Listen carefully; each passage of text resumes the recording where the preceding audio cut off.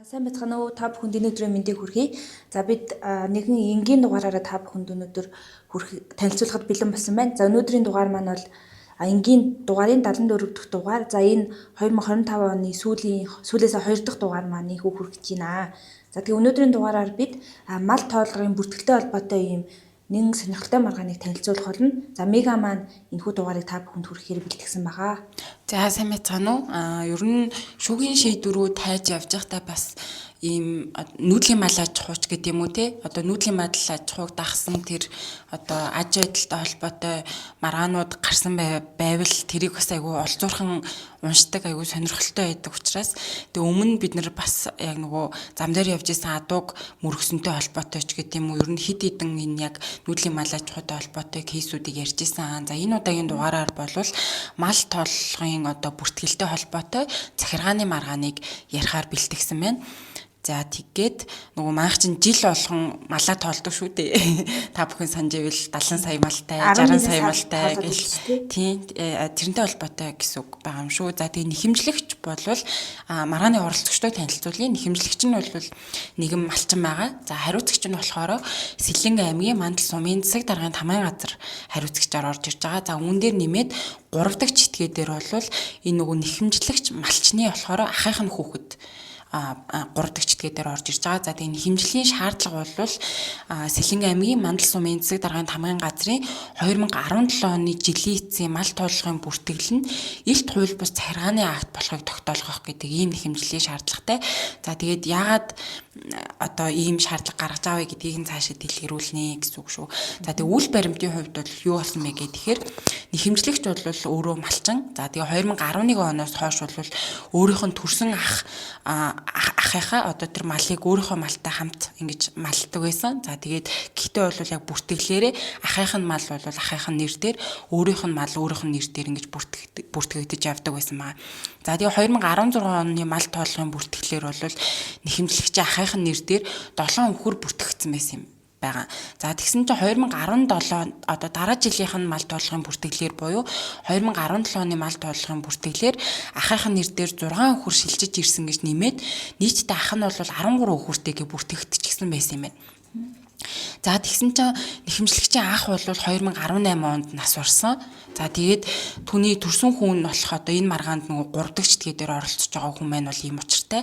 За энэ 3 дахь читгээд маань бол 2019 онд Сэлэнг аймгийн Мандал сумын одоо багийн засаг даргын тодорхойлолтоор аавынх нь нэр дээр 2017 онд те яг нас барахын өмнөх тоотлого буюу 2017 оны мал тооллохоор 13 өхөр тоологдсон байна гэдгийг нь үндэслээд багийнхан засаг дарга бол 13 толгой ийм өхрийг өвлөх хэрэгтэй байна гэж гэрчлэгээ болгоцсон маа. За тэгээ үүний дагуу бол энэ маргааны хувьд 3 дахь читгээд буюу тэр одоо нас барсан ахыхын хүүхэд нь гэсэн үг шүү дээ. Энэ хүн бол одоо тэр нэхэмжлэгчээс одоо манай аавын нэр дээр байсан ингээ 13 өхрийг авъя гэд ингээ шаардсан. За тэгээд үүнтэй холбоотойгоор нэхэмжлэгч бол юу ярьж байгаа юм бэ ингээд 2016 онд бол тий 7 ширхэг өхөр бүртгэгдсэн. Гэтэл энэ 17 онд яагаад 13 болчихоо энэ чинь ингээд бодитоор 6 өхөр нэмэгдсэн энэ төр зүйл бол байхгүй. Тэгээд ийм учраас 2017 оны мал тооллогын бүртгэл илт хууль бус алдаатай гэж ингэж маргадаг ба. За ингэхдээ нэхэмжлэгч бол 17 онд ямар нэгэн байдлаар ахын маань нэр дээр ингээ ямар нэгэн өхөр малтай огт нэмэгдээгүй, шилжиж ирээгүй, надад хүлээлгэж өгөөгүй. Түүнчлэн нэг чухал зүйлийг хэлдэг нь болохоор Сэлэнг аймгийн Мандал сумын 2017 оны мал тооллогын үеэр бол манай гэр бүл Сэлэнг аймгийн Мандал суманд байгаагүй гэж ингэж хэлдэг. Ингэхдээ тухайн үед бол ган гачиг одоо тухайн нутагт нь болж исэн учраас бид нар бол 2017 оны 12 сард мал тооллого болсон. За тэгээ энэ мал тооллогоос өмнө буюу 5 сард нь бид нар Сэлэнг аймгийн өөр сум руу малаа аваад дотроор явчихсан байсан. За тэгээд бид нар тухайн газраа бол уг нь малаа тоолуулсан байдгаа. За өөрөөр хэлэх юм бол бид нар энэ Сэлэнг аймгийн Мандал суманд ердөөс 2017 онд мал тоолуулаагүй, тэр үед угаасаа байгаагүй гэж ингэж хэлдэг. За тэгээд захиргааны ерөнхий хуулийн хуульд зааснаар болвол те нөгөө захиргааны байгууллага гаргаж байгаа шийдвэртэйгээ холбоотой ингээд хамаарах бодит нөхцөл байдлыг бол тогтоох үүрэгтэй байдаг. За энэ нь бол 24-ийн 1 24-2-т зааснаар те. Тэгээд энэ бодит нөхцөл байдлыг тогтоохтой холбоотой шаардлагатай ажиллагааг хийх ёстой. Ингэхдээ бол бид нартай холбогдож мэдээлэл цуглуулах ч гэдэг юм уу ийм ажиллагаа хийдэг байтал ийм ажиллагаа хийгдээгүй. Тэгээд хийгдлэхгүйгээр энэ одоо захиргааны акт гарсан байгаа нь бол илт хууль бус шинжийг агуулна. За ингэхдээ бол захиргааны ерөнхий хуулийн 47-д заасан 3 үндслийг хэлдэг. Ингэхдээ эхнийх нь болохоор захиргааны акт нөгөө юуны хувьд одоо юу гэдэг вэ найруулгын хувьд илт алдаатай гэдэг нэг заалт байдаг шүү дээ. Тэрийг нэгдүгээр дурдаад хоёрдугаарт бол нөгөө ашиг сонирхлыг зөрчгөөц тийм эрх зүйн үндэслэл байгаагүй гэдэг. Тэгээ гуравдугаарт болохоор нөгөө бодит нөхцөл байдал захиргааны актыг биелүүлэх боломжгүй гэдэг ийм 3 зүйлийг дурдаад 3 үндслэлээр бол илт хууль бус байна гэж ингэж хэлдэг. За хариуцагч буюу Сэлэнг аймгийн Мандал сумын эцэг даргын тамгын газараас оролцсон хүмүүс бол юу гэж хэлдэг вэ гэхээр за 2017 оны мал тооллогын үеэр бол юу яасан нөгөө 20 цэрт гоц халтурт шүлхэн өвчин бол манай одоо нутаг дэвсгэрт гарчихсан байсан. За тэгээ үүний улмаас нөгөө энэ одоо шүлгийн өвчин нь өөрөө агаар цуцлын болон хавтлаар халдварладаг учраас сумын хэмжээнд бол огт машин тэрэг хүн амтан бас ийш тийшнтэй тээврийн хэрэгслийн хөдөлгөөнийг ингээ хааж маачсан ийм нөхцөл байдал байсан. За тийм учраас бол айл болгонд очиж ингэж малыг нь тоолох боломжгүй байсан. Тийм учраас бид нар ямар арга хэмжээ авсан бэ гэд тэгэхээр засаг даргын захирамжаар 2 удаагийн ийм нөгөө сэргийлэх вакциныг айлуудын малд явж хийсэн юм билээ. За тэгэхээр энэ нөгөө сэргийлэх вакцин хийхэд тоологдсон тоогоор бид нар ер нь бол мал тоолохыг тоолсон юм аа. За гэхдээ болвол нэг бүрчлэн одоо малчид руугаа уцтаж ийм тоологдсон байна зүв үү гэж ингэж асуугаад тэгээ араас нь гарын үсгийг нас зуруулсан гэж ингэж хэлдэг. За тэгээ ингэхдээ бол энэ нь бол нэг бүрчлэн одоо нүд үзэж ингэж тоосноос бол зөрүүгүй гэж бид нар үзэж байна. Гэхдээ тэр үед ямар асуудал гарсан бэ гэж тэгэхээр отроор явсан малчдын хувьд бол отролж байгаа газрынх нь мал тоолохын комиссод бид нар хандаад тэгээд нөгөө тоогоо бид нар руу өгөөрэй гэж ингэж хэлсэн. За гэтэл одоо яг энэ нэхэмжлэгчийн малын тоо бол огт ирээгүй. Тэгээ мал тоолохын нөгөө хуулийн хугацаанд дуусах гээд байсан. За тэгээ мал тоолохын програм хаагдах гээд байсан учраас хариуцсан мэрэгчлэлтэн бол ямар ч тач нэг тоог програмд оруулсан. За тэгээ бид нар ингээ мэрэгчлэнээсээ асуухад бол тухайн одоо малын тоог шивэхтэй механик алдаа, техниктэй алдаа гаргасан байна гэдгийг өөрөө хүлээн зөвшөөрсөн байдаг. Тэгэхээр ийм учраас бол бид нар энэ нэхэмжлэгчийн ярьж байгааг бол хүлээн зөвшөөрж байна. Бид нар алдаа гаргасан. За тэгээд энэ нөгөө мал тоолохын бүртгэл илт хууль бус захиргааны акт болохыг бол хүлээн зөвшөөрж байна гэж ингэж хэлдэг. Хариуцагч нь за 3 дахь читгэдийн эн чинь үндсэндээ бол нэхэмжлэгч хариуцагч хоёр маань ерөөдөө одоо юу гэдэг нэгдмэлт байр суурьтай гэж хэлж болох уу те ер нь бол тийм маргаангүй хоорондоо ийм болчихж байгаа. За тэгэхээр үүн дээр бол 3 дахь читгээд бол өөрийнхөө бас тайлбарыг хэлдэг. За ингэхдээ за би бол яг ингээд одоо тий хүчин төгөлдөр мал тоолохын бүртгэл дээр үндэслээд за тэгээд өөрөө бол ингээд юу яасан өвлөх хэрхийн гэрчлэгээгээ бол би авсан. За тэгээд ингээ хүчин төгөлдөр өвлөх хэрхийн гэрчлэгээний үрэн дээр би бол энэ 13 үхрийг шаардж байгаа. За тэгээд нэг асуудал нь юу вэ гэд тэгэхээр наа чин хүн илт хугацааны асуудал байгаа юм шүү гэж ингэж хэлдэг. За ингэхдээ юу гэсэн бэ гэд тэгэхээр 13 үхрийг гаргуулахаар шаардсан хэрэг болохоор 2020 онд энэ хэрэг маань бол 2024-өөс 25 оны хооронд шийдэгдээд байгаа хэрэг. За тэнгуут иргэний шүүхтэр бас маргаан явжсэн юм билээ. Ягаад тэгэхээр нөгөө өвлөх хэрхийн гэрчлэг нь гарцсан 13 үхрээ авъя гэдгсэн чинь бол нөгөө нэхэмжлэгч маань энэ маргааны нэхэмжлэгч маань бол өөх боломжгүй гэж хэлсэн. Тэнгуут нь нөгөө энэ 3 дахь этгээд маань бол энэ өвлөх хэрхийн гэрчлэгийнхаа дагуу 13 үхрээ авъя гэд иргэний шүүхэд одоо нэхэмжил гаргасан юм билээ. За тэгээ тэр маргаан нь бол иргэний шүүхтэр 2020 онд эхлээ явж исэн. За тэгэхээр юу гэсэн үг вэ гэж тэгэхээр нэхэмжлэгчийн зүгээс бол тэ энэ 2017 оны бүртгэлийг одоо юу нотлох баримтаар тухайн үед бол иргэний шүүхэд гаргаж өгч ирсэн. Энэ нь юу гэсэн үг вэ гэж тэгэхээр энэ чинь энэ 17 оны бүртгэл одоо хууль босч байдаг юм уу, хүчингү хэдэг ч юм уу те ийм байна гэдгийг аль 2020 онд мэдчихсэн хэрнээ яагаад одоо хүчингү болгоё гэж ингэж маргаан үсгэж байгаа юм бэ. Тэгэхээр энэ хууль хугацааны асуудал байгаа юм шүү гэж нэгдүгээр хэлдэг. За тэгээд үйлчлэн болвол мөн нэхэмжлэгчийн болвол одоо ямар эрх ашиг зөрчигдсөн зэрэг нь бол тодорхойгүй байна шүү дээ гэж ингэж хэлдэг. За тэгээд энэ маргаан маань бол 3 шатны шүүхээр шийдвэрлэгдсэн. За анхан шатны шүүхийн шийдвэрийг та бүхэнд танилцуулъя. Анхан шатны шүүх бол нэхэмжлэлийг бүхэлд нь хэрэгсэхгүй болгож шийдвэрлсэн. За үндсэндээ бол нөгөө мал тоолохын бүртгэл бол илт хууль бус захиргааны акт биш байна гэж ингэж үтсэн. За ингэхдээ бол ингэж хэлж байгаа.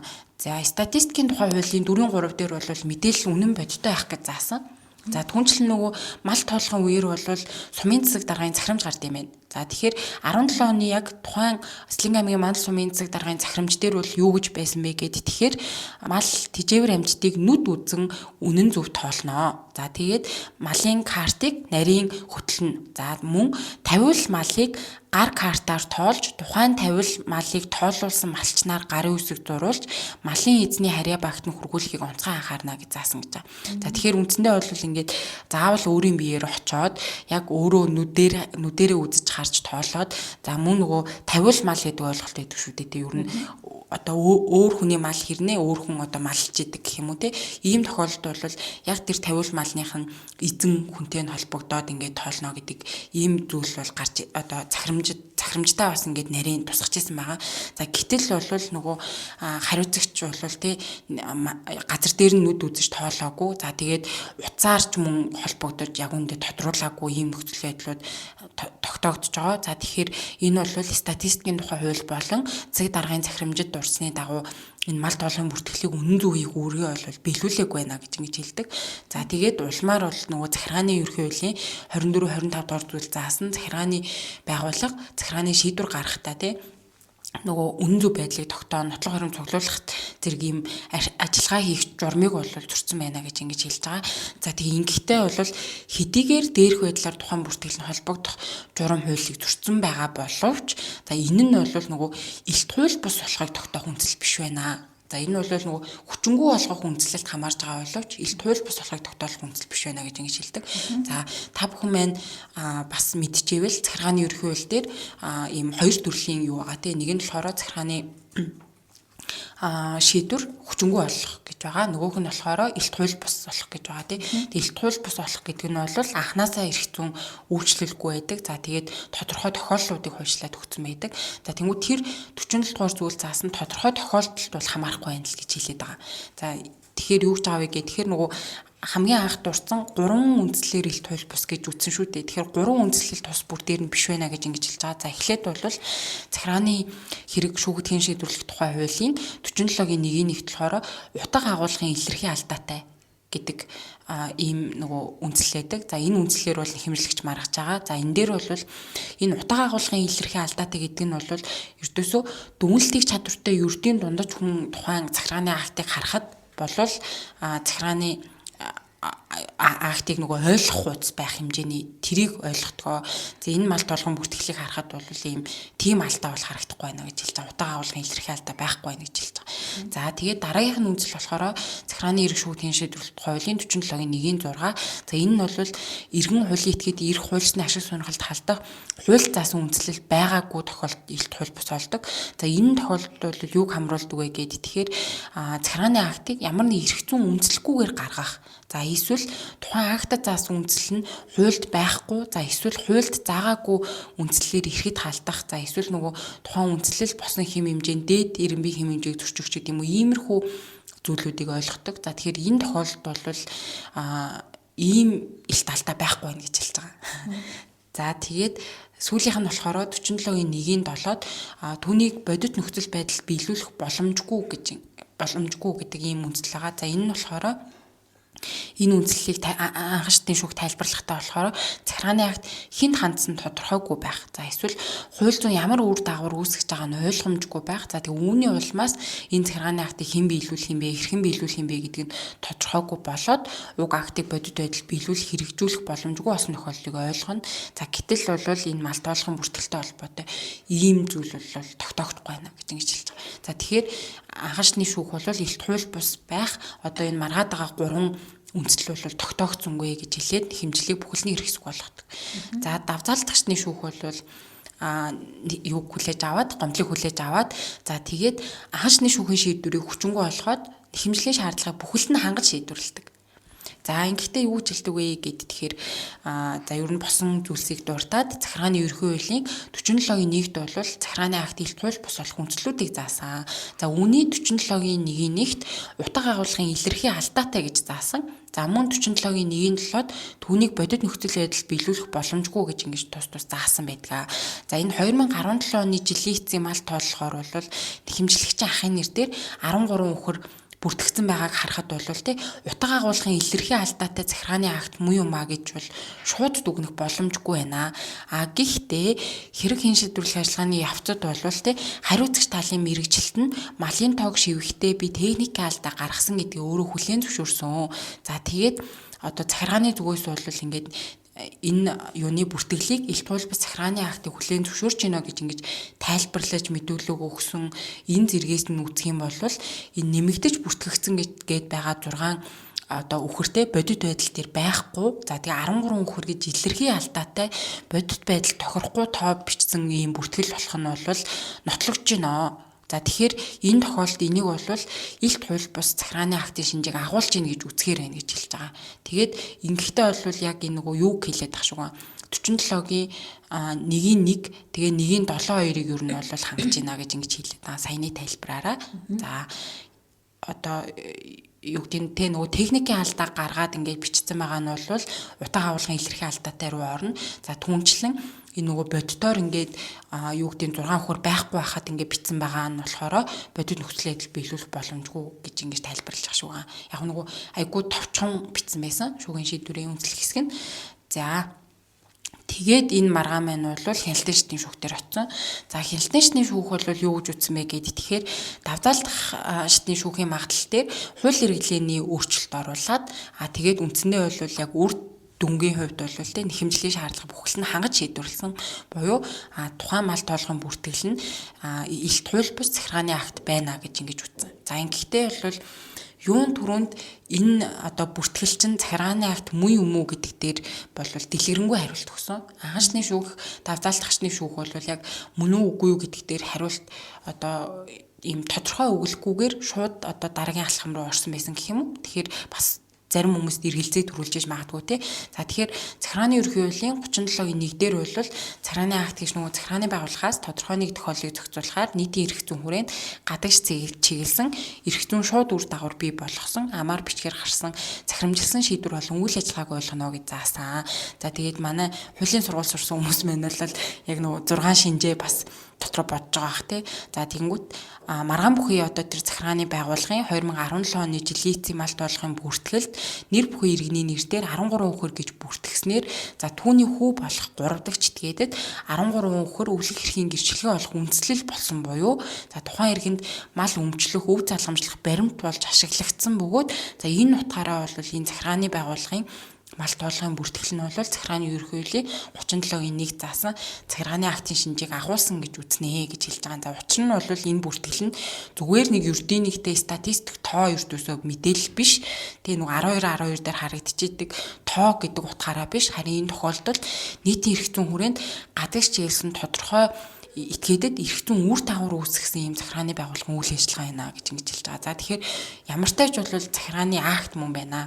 За тэгэхээр Хариуцагч бол 2017 оны жилийн эцсийн малт болгон бүртгэлээр хууль холбогдох журам заасны дагуу үнэн бодитоор тоолж бүртгээгүй. За тэгээ бодит байдалд нийцээгүй техникийн алдаа гаргасан талаар бол хариуцагч хүлээн зөвшөөрсөн байна. За тэгэхээр захиргааны ерхий хуулийн 47-1-т бол утга агуулгын илэрхий алдаатай гэж заасан. Энэ тохиолдолд энэ жилийн эцсийн малт болгон бүртгэлийн үйл ажиллагааг явуулахдаа үнэн зөв бодит байх зарчим нийцүүлээгүй зэрэгцээ бодит байдлаар одоо нүдээр үзэж малт болгыг хийх тийм ажиллагаа явуулаагүй гэс бол бодит байдалд огт байхгүй малыг байгаа мэтээр бүртгэсэн байна. За тэгэхээр энэ нь бол утга агуулгын илэрхий алдаатай захиргааны акт гэж үзэхээр байна гэж ингэж хэлж байгаа. За тэгээд нөгөө давзаалтгчны шүүхийн магадлал дээр хууль хэрэглээний өөрчлөлт оруулж байгаа зүйл нь болохоор давзаалтгчны шүүх 47.1-ээс гадна 47.1-ийн 7 заасан нөгөө бодит нөхцөл байдал биелүүлэх боломжгүй гэдэг энэ үндслэлд бас хамааруулаад байгаа шүү дээ. Тэгээд ингэж хамааруулахдаа энэ талаар яагаад хамруулсан гэдгийг тодорхойгүй энэ талаараа дүгнээгүй байгаа нь бол буруу байна. Тэгэхээр давзаалтгчны шүүхийн магадлалд бол энэ 47.1-7-г нь одоо юм хассан хууль хэрэглээний өөрчлөлт оруулаад энэ бол 47.1 буюу утга агуулгын илэрхий алдаатай захиргааны акт байжээ гэж ингэж дүгнэж байгаамаа. Энэстэй сонирхолтой шүүхийн шийдвэр байна гэд. Одоо ер нь шүүх тэрэг манай Монгол улсын мал аж ахуй салбарын онцлогийг харуулсан юмнууд байдаг те. Тийм. Одоо нөгөө зам дээр явж байгаа малыг мөргүүл яг нөгөө малчны буруу болох уу эсвэл жолоочийн буруу болох уу гэдэг юм. Тийм. Тэрэн дээр жишээлх юм бол нөгөө адуу байсан шүү дээ. Тэнгүүд адуугч ингээд яг араас нь дагаал ингээд хариулаад байдаг. Яг хариулгын мал биш учраас одоо бас ийм нюанстай ханднаач гэдэг юм уу те сонирхолтой. Дандаа малчны буруу болдоггүй ч юм уу те. Тийм. Бас нөгөө нэг ийм маргаан сонсч байсан байна. Нэг үхрийг ингээд нэг хулгайлах гад тэгээд ногтлоод ингээд хөтлөөд явсан нь нөгөө байга газарсан шилжүүлсэн тооцохгүй юу ч гэлөө. Тэгээд нэг тийм сонирхолтой. Яг тэрэн шиг л бас айгүй сонирхолтой юм байна. Гэтэ нөгөө практикт миний сонссноор одоо нөгөө мал тоолохыг ер нь баг ингээд нүд үзэж те ингээд нэг бүрчлэн баг тоолдоггүй. Тэгээд баг нөгөө малчныхын өгсөн мэдээллээр шууд ингээд бүртгэждэг. Тэнгүүд энэ нөгөө юуг одоо практик гуйвуулж ашиглах тохиолдол байдаг нь малчид нөгөө одоо малын тоо хэмжээ өндөр бол малчны зээлд хамрагдангууд нөгөө гарах нөгөө зээл авч болох үнийн дүн нэмэгддэг. Тэнгүүд нөгөө зориуд одоо бодтор байхгүй малаа одоо ингэ тоог нэмж тоолуулдаг. Тийм ер нь практик айгүйх байдаг гэж сонссон юм байна. Тэгэхээр бас жоохон асуудалтай тий. Тэгэхээр энэ яг нэг анхан шатны одоо энэ том статистикуудын анхан шатны мэдээлэл цуглуулж байгаа үйл явц шүү дээ. Тэгмүүд эндээс чи эхлээл одоо Монголд хэдэн тоо толгой мал байна уу? Эргээд өнгөрсөн жилтэй харьцуулахад хэдэн тоо толгойгоор үргэлжчихвч гэдэг юм уу те. Ингээд чухал статистикууд гарч байгаа. Тэрийг дараад нь шийдвэр гаргах төвшөндөө бас ашиглаж байгаа энэ учраас уг нь бол нэлээд чухал байгаа. Тэгээ гэтээ бас нөгөө талаар ботход энэ нүд үзэж тоолоод ингээл нэг хүн айл болгоноор яваал малыг 1 2 гэл ингээл тоолно гэдэг бол бас нэлээд механик ажил санагдаж байгаа байхгүй тий. Одоо боломж нь байвал бас ийм техник технологийн шийдлүүд ашиглаад энийг хэлбэрчлэх боломж ус байгаасай гэж бас бодлоо энэ кейсийг уншаад. Одоо дээр нь дрон нисэгдэх ч юм уу те. Тэнгүүд яг нөгөө нэг бүрслэн ингээд хоноор шууд нөгөө дроныг тоолчдаг ч юм уу бас тийм байж болох тий. Гэтэ энэ нөгөө ийм одоо чухал мегагэлснэр ийм амар том чухал одоо эрх зүйн үр дагавартай нөгөө талаасаа ийм статистик одоо малтай холбоотой юм үндэсний бодлого тодорхойлоход хэрэгтэй шүү дээ. Тэнгүүд энэ дээр яг хариуцж байгаа ажилт нь ямар хайхрамжгүй ханддаг вэ гэдэг нь энэ жишээнээс харагдаж байна тий. Өөрөө шууд тоо оноогоод бичсэн. Тэгэхээр тэрийг хүлээмжшүүрсэн ч байна. Тэгээд эн чинь одоо юу гэдэг энэ хэмжлэгч хүний хувьд бол 2019 20 оноос хойш ингээд бүр 5 жилийн процесс болцсон байгаа байхгүй дээ. Ингээл нэг байсан байгаагүй үнэн худлаа гэл ингээ явахаар тий. Тэгэхээр эн чинь бас одоо малчин хүний хувьд бол нэлээд том чирэгдэл авах гэж бодож байгаа байхгүй юу тий. Одоо шүүх рүү явахаас ахгуулаад тий. Тэгэл нотлох баримт цуглуулах, өмгөөлөгч авах гээл. Тэнгүүд энэ тогтоолчинд тэгээд огноог нь харахаар 25 оны 10 сарын 28 гээд дөнгөж сайхан шийдвэрлэгдсэн маргаам шүү дээ. Тий. Яаж олов гээд бээр нөгөө нэг хамгийн дээрэс нь их хэлж өгж байгаа л тэгэл оллоо гоё маргаан болсон гэж бас олзуурхсан. За тэгээд нөгөө илэрхий үг үсгийн алдаатай гэдэг одоо нөгөө энэ хяналтчны шүүхийн шийдвэрийн ач холбогдол нь илэрхий үг үсгийн алдаатай гэдгийг одоо баяжуулж тайлбарлаж шүү дээ. Ийм тохиолдлоос хамаарч болд юм байна. Тийм. Анхаасны шүүх бол эн чинь зүгээр ердийн хүн уншихад ингээд одоо ойлгомжгүй байна ч гэдэг юм уу тийм байхыг л үүнд хамааруулна шүү дээ гээд бидний хувьд ч гэсэн яг нөгөө юунд байхдаа хуулийн сургуульд байхдаа энэ илэрхий үгсгийн алдаатай гэдэг энэ ил туйл бус болох үндслийг ердөөсөө бас нэг оошоодгүй байсан тий. За энэ бол амархан угаасаа хараад ийн л амархан байна. Энийг бол орхич гээд дараагийн одоо юу гэдэг илүү эрх зүйн үндсэл байна уу ч гэдэг юм уу тиймэрхүү зүйлүүд дээр анхаарад идэг гэсэн чинь энэ үндслээр бас энэ үндслийг ашигласан сонирхолтой шийдвэр. Нөгөө талаас та бас нэг сонирхолтой энэ нөгөө захиргааны акт гэдгийг бас тайлбарлаж байгаа нь айгүй сонирхолтой байсан. Тэгээ зүгээр бодохоор нэг ийм тоо цуглуулаад те статистикийн нэг ийм raw data л гаргаж байгаа процесс юм шиг боловч тэр бүртгэл чинь эргээд бас захиргааны үйл ажиллагаа болж гинөө захиргааны акт болж гинөө гэдгийг тайлбарлаж байгаа нь сонирхолтой байлаа. Тэгээ практикт одоо нэг малын тоог ингээд зөрүүтэйгээр өгдөг практик байгаад байгаа шүү дээ тий. Тэгээд энэ шийдвэр юу нэлээд нөгөө хүмүүст айгүй өргөн хэмжээнд төгвөл ач холбогдолтой юм болоо гэж бодлоо. Одоо чинь зээл авах зорилгоор малынхаа тоо хэд өндрөөр өгцөн. Тэгээ бодиттой байхгүй мал дараа нь одоо энэ шиг ингээ өвлөх ч юм уу янз бүрийн эрх зүйр дагавар гарангууд бодиттой байхгүй малыг гаргаж ирнэ гэдэг чинь өөрөө боломжгүй шүү дээ. Тэгэхээр ингээ дараагийн эрх зүйн харилцаандаа ингээ сөргөөр нөлөөлөхөөр байгаад байгаа тий. Тэгэл баах уу. За энэ үрээд дугаараа өндөрлөё. Тэгээ энэ хүртэл сонсон та бүхэнд баярлалаа. Дараагийн дугаараар иргэд уулзъя. Баярлалаа.